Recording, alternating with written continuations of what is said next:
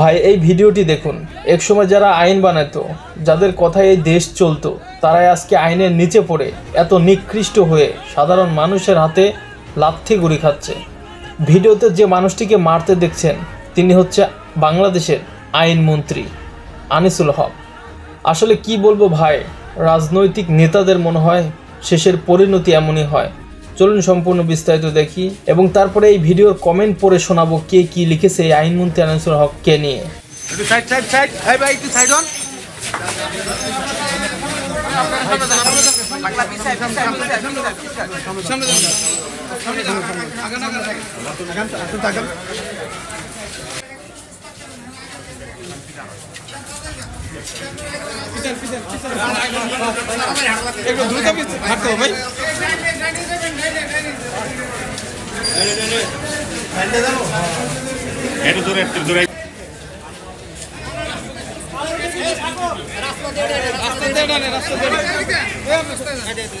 পানি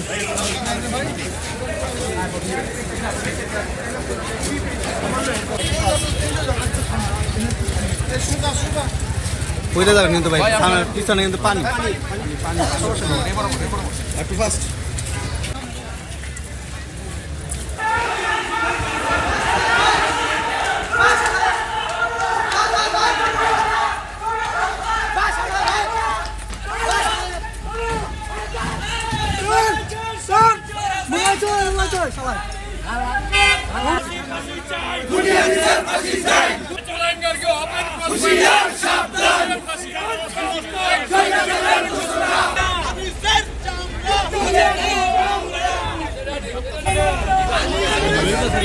এবং এই আনিসুল হক সেই লোক যে নারায়ণগঞ্জ জেলা আইনজীবী সমিতিতে উনি আমাদের প্রকাশ্যে বলেছিলেন 1 কোটি টাকা দান করবেন, উনি 1 কোটি টাকা অনুদান দিবেন, কিন্তু অদ্যবধি পর্যন্ত তিনি 1টি টাকা অনুদান দেন নাই। তিনি অত্যন্ত মিথ্যাবাদী এবং মিথ্যাচার করেই তার অভ্যস্ত, এবং এই তার অভ্যস্ততার কারণেই বাংলাদেশে একটি 17 বছরের স্বৈর শাসক ছিল এবং ছাত্র জনতা মিলে এই স্বৈর শাসকদের বিতাড়িত করেছিল। সেই লক্ষ্যেই আজকে বিজ্ঞ আদালত ন্যায় বিচার করেছেন এবং আমরা মনে করি ন্যায় বিচারের কারণেই আজকে আনিসুল হকের এই তথ্য দেখানোর জন্য 4 দিনের রিমান্ড মঞ্জুর করেছেন।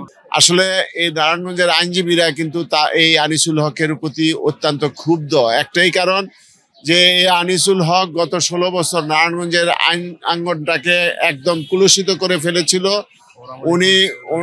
উনি দুর্নীতির কারণে নারায়ণগঞ্জে আদালতগুলি সঠিক মতো তাদের বিচারকরা দায়িত্ব পালন করতে পারে নাই, যার কারণে আইনজীবীরা ক্ষতিগ্রস্ত হয়েছে এবং বিচার প্রার্থী জনগণও ক্ষতিগ্রস্ত হয়েছে। প্রিয় দর্শক বন্ধুরা, আপনাদেরকে অসংখ্য ধন্যবাদ এতক্ষণ পর্যন্ত এই ভিডিওটি দেখার জন্য। চলুন এবার আমরা এই ভিডিওর কমেন্ট বক্স পড়ে আসি কে কি লিখেছেন। প্রথমে একজন লিখেছেন রাজনীতিবিদদের এভাবে শিক্ষা দেওয়া উচিত। এরপর আরেকজন লিখেছেন সকলকে ধন্যবাদ এমন বর্বর রাজনীতিবিদদের এমনভাবে শিক্ষা দেওয়ার জন্য। এবার আরেকজন লিখেছেন চোরের শাস্তি হয়েছে, ঠিক হয়েছে। এরপর আরেকজন লিখেছেন সাধারণ জনগণের পক্ষ থেকে আপনাদের এবং আপনাদের ব্যক্তিবর্গকে ধন্যবাদ ও স্যালুট জানাচ্ছি। বাহ, খুব সুন্দর একটি কথা লিখছেন। এরপর আরেকজন লিখেছেন আলহামদুলিল্লাহ, এমন বিচার হওয়া উচিত। হায়রে জীবন, মানুষের অভিশপ্ত নর্দমার কীট পতঙ্গ, মনটা ভরে গেল, শান্তি পেলাম, সবাইকে ধন্যবাদ। দেখেন এখানে যে কয়টি আমি কমেন্ট পড়ছি সবাই কিন্তু নেগেটিভ কথা বলছে এবং তারা এমনভাবে তাদেরকে কথাগুলো বলছে মনে হয় একটি বুলেটের মতো কলিজায় এসে লাগে।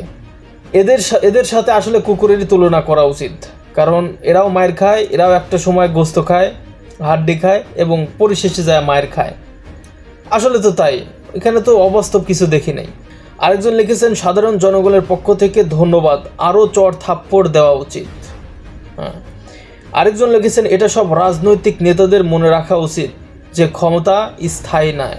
আসলে কথাটি খুবই একটি গুরুত্বপূর্ণমূলক একটি কথা বলেছেন এবং খুবই ভালো কথা বলেছেন। আসলে এর পরবর্তী যেসব নেতাকর্মীরা বাংলাদেশের রাষ্ট্র ক্ষমতায় আসবে তাদেরকে এ থেকে শিক্ষা নেওয়া উচিত, কারণ ক্ষমতা আসলেই কারো একদম স্থায়িত্ব নয়।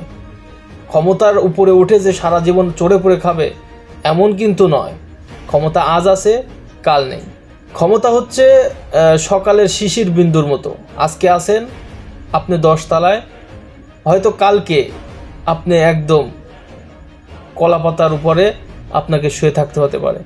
আরেকজন লিখেছেন, কি অহংকারে ছিল এই লোকটি, আর এখন কি অবস্থা। শিক্ষা নিতে হবে আমাদের সবাইকে এবং পরবর্তী রাজনীতিবিদদের, যারা বাংলাদেশ রাষ্ট্র ক্ষমতায় আসবে। কথাটি একদম রাইট বলেছেন, ধন্যবাদ সবাইকে। তো পরবর্তীতে আরও ভাইরাল সংবাদ নিয়ে আসবো ইনশাল্লাহ, এমন একটি, এবং পরবর্তীতে আরও এরকম অনেক শিক্ষামূলক এবং ভাইরাল সংবাদ নিয়ে আসবো আপনাদের মাঝে ইনশাল্লাহ। সেই সাথে সবাই ভালো থাকবেন, সুস্থ থাকবেন। আল্লাহ হাফেজ।